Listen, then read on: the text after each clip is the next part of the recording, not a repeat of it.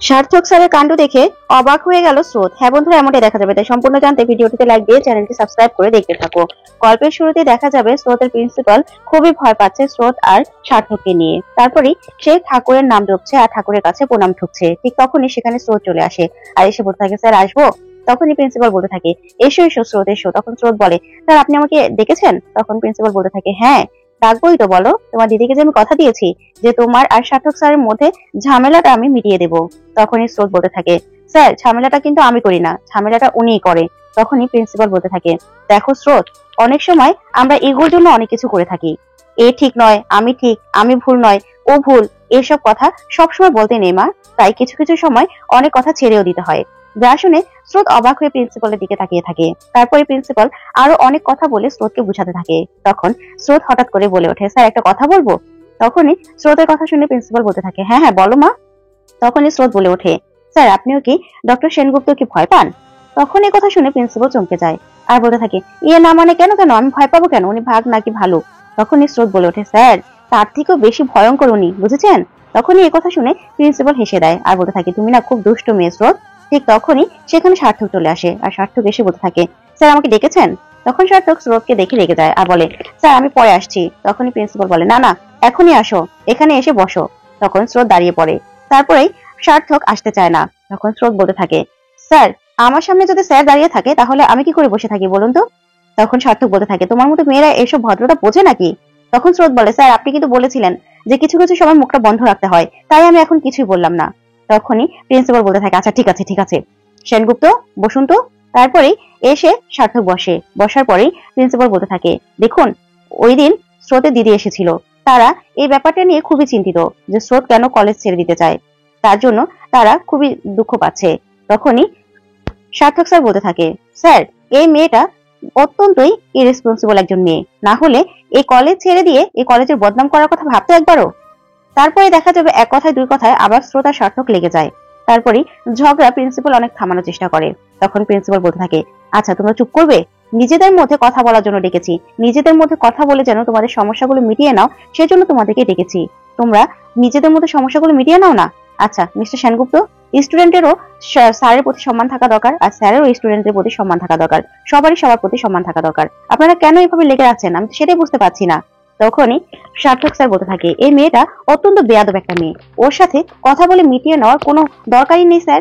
তারপরে এ কথা বললেই স্রোত বলতে থাকে, আই এম সরি স্যার, আপনি যে আমাদের কথা বলে ব্যাপারটা মিটিয়ে নিতে বলেছিলেন সেটা আমি রাখতে পারলাম না। এই বলে স্রোত চলে যায় রেগে। তখনই ডক্টর সেনগুপ্ত বলতে থাকে, স্যার দেখেছেন কত বেয়াদব মেয়ে, দাঁড়ান ওর দেখাচ্ছি মজা আজকে। এই বলে পিছন পিছন সার্থকও ছুটতে থাকে। ওইদিকে স্রোত দরজা দিয়ে বের হওয়ার সময় হঠাৎ করে একটা প্যারেকের মধ্যে হাত লেগে হাতটা অনেকখানি কেটে যায়, যা দেখে স্রোত পুরো ঘাবড়ে যায়, অনেক ব্লাড পড়ছিল।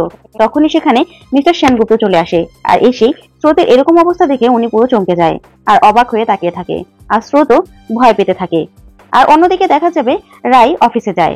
অফিসে গিয়ে সবার সাথে কথা বলতে থাকে। তখন রাই হঠাৎ করে মনে মনে বলতে থাকে, স্যারের কাছে ক্ষমা চাইতে হবে, আজকে কাজ শুরু করার আগে স্যারের কাছেই আমাকে ক্ষমা চাইতে হবে, স্যারের সাথে যা করেছি সেটা ঠিক হয়নি।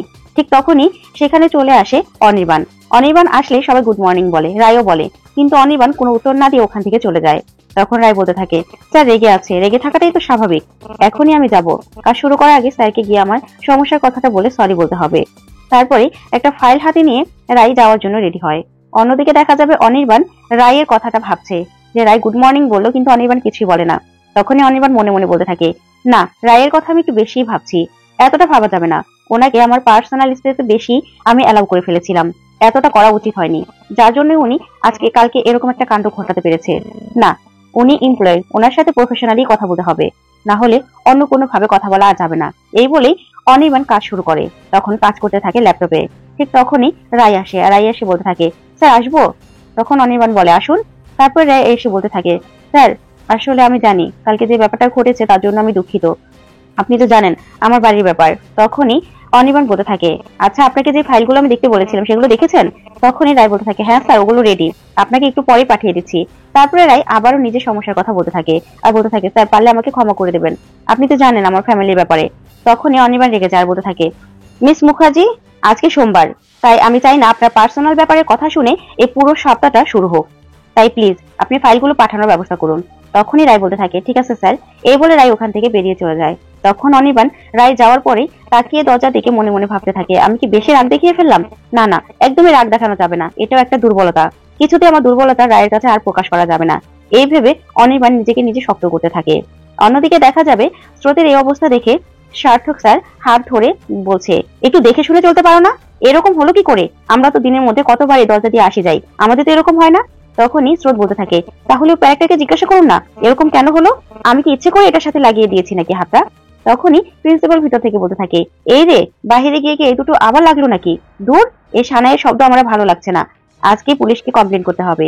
এই বলে প্রিন্সিপাল বাহিরে চলে আসে। এসে দেখে সার্থক স্যার রায়ের হাত ধরে টানাটানি করছে। তখনই লুকিয়ে দেখে ভাবতে থাকে, মিস্টার সেনগুপ্ত এগুলো কি করছে? মেয়েটার হাত ধরে টানাটানি করছে কেন? এই বলে দৌড়ে আসে প্রিন্সিপাল, এসে বলে, কি করছেন আপনি? মিস্টার সেনগুপ্তর হাত ছাড়ুন। তখনই সার্থক বলতে থাকে, স্যার দেখুন হাঁটার কি অবস্থা হয়েছে। তখনই প্রিন্সিপাল হাতের কাটা অবস্থা দেখে বলতে থাকে, এতটা কেটে গেছে, এতটা ব্লাড পড়ছে। তখনই স্রোত বলতে থাকে, স্যার আমারটা আমি দেখে নেব, হঠাৎ করে এরকমটা হয়ে গেল। তখনই মিস্টার সেনগুপ্ত বলতে থাকে, না এখন তুমি কোথাও যাবে না, এখন তুমি এখানে বসবে, তোমাকে ইনজেকশন দেওয়া লাগবে, এটা ড্রেসিং করতে হবে, তারপরেই তুমি কোথাও যাবে। তখন স্রোত বলতে থাকে, আমারটা আমি করে নিতে পারবো। তখনই প্রিন্সিপাল বলে, স্রোত মামুনি, ডক্টর সেনগুপ্ত কিন্তু একদম ঠিক কথা বলেছে, তোমার এখন ইনজেকশন দেওয়া দরকার, আর এখনই ফার্স্ট এড করে নাও, যাও। তখনই স্রোত প্রিন্সিপালের কথা রাখতে ভিতরে চলে যায়। প্রিন্সিপালের রুমেই তারপরে মিস্টার সেনগুপ্ত স্রোতের হাতটা ড্রেসিং করতে থাকে। অন্যদিকে দেখা যাবে অনির্বাণের বন্ধু 10 দিন পরে ছুটি কাটিয়ে অফিসে আছে। অফিসে এসেই রায়ের নাম শুনে রায়কে দেখে পুরো চমকে যায়। তখনই রায়ের কাছে এসে বলতে থাকে, হাই বিউটিফুল লেডি। যা শুনে রায় পুরো চমকে যায়। তখন রায় বড় বড় চোখ করে সেই অনির্বাণের বন্ধুর দিকে তাকায়। তখন অনির্বাণের বন্ধু বলতে থাকে, ও আচ্ছা, আমি এই অফিসের একজন অফিসার, ঠিক আছে, আমি 10 দিন ছুটিতে ছিলাম, তাই আপনার সাথে আলাপ হয়নি। তা আপনাকে কোথা থেকে আমদানি করলো 10 দিনের মধ্যে? তখনই রায় ওনার ভাষা শুনে বলতে থাকে, যে এরকম ভাষা কথা বলতে পারে সে নিশ্চয়ই ভদ্র কোনো পরিবারের নয়। যা শুনে রেগে যায় অনির্বাণের বন্ধু। তখনই রায়ের কলিগ বলতে থাকে, স্যার আসলে ও নতুন তো, তা কিছু জানে না, আপনি প্লিজ ওর কথা কিছু মনে করবেন না। তখনই অনির্বাণের বন্ধু বলতে থাকে, থাক এখন তো বুঝতে পেরেছে।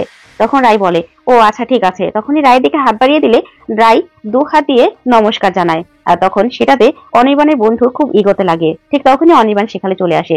আর এসে বলে, আরে তুই চলে এসেছিস, আর তোর সাথে কথা আছে, চল চল আমার কেবিনে চল। তখনই ওকে নিয়ে ওখান থেকে চলে যায়। তখন অনির্বাণকে ওর বন্ধু বলতে থাকে, কিরে এটাকে কোথা থেকে জোগাড় করলি? তখন অনির্বাণ কিছু না বলে ওকে নিয়ে কেবিনের ভিতরে চলে যায়। তখনই দেখা যাবে রায়কে ওর এমপ্লয়াররা সবাই বলছে, রায় ও কিন্তু খুব খারাপ একটা ছেলে, ওর থেকে দূরে থেকো। তখন রায় বলছে, যে আমি সেটা বুঝতে পেরেছি, ওর কথা শুনেই বুঝতে পেরেছি, যার এত বিশ্রী কথা সে আর কেমন হতে পারবে। অন্যদিকে দেখা যাবে স্রোতের হাতটা খুব যত্ন সহকারে মিস্টার সেনগুপ্ত ড্রেসিং করছে, যা দেখে স্রোত অবাক হয়ে তাকিয়ে থাকে। আর তারপরে দেখা যাবে মিস্টার সেনগুপ্ত একটা ইনজেকশন নিয়ে নেয়, আর সেটা স্রোতকে দেওয়ার জন্য নেয়। তখন স্রোত বলে, স্যার ওনাকে ইনজেকশন দিতে বারণ করুন, আমি ইনজেকশন দেবো না। তখন মিস্টার সেনগুপ্ত বলতে থাকে, স্যার দেখেছেন ইনজেকশনে ভয় পায়, কেমন স্টুডেন্ট ডাক্তারি পড়ছে। তখন স্রোত বলে, মোটেও আমি ভয় পাচ্ছি না, কিন্তু আপনার হাতে ইনজেকশন দেবো না, আপনি ইচ্ছে করে আমাকে ব্যথা দেবেন, আমি জানি তো। তখনই মিস্টার সেনগুপ্ত বলতে থাকে, তোমার কি মনে হয় আমার ডাক্তারি সম্পর্কে তোমার কোনো সন্দেহ আছে? তখনই প্রিন্সিপাল বলতে থাকে, স্রোত মামুনি উনি কিন্তু খুব ভালো ডক্টর। তখন স্রোত বলে, আমি জানি স্যার। তো বন্ধুরা আজকে আপডেটটি কেমন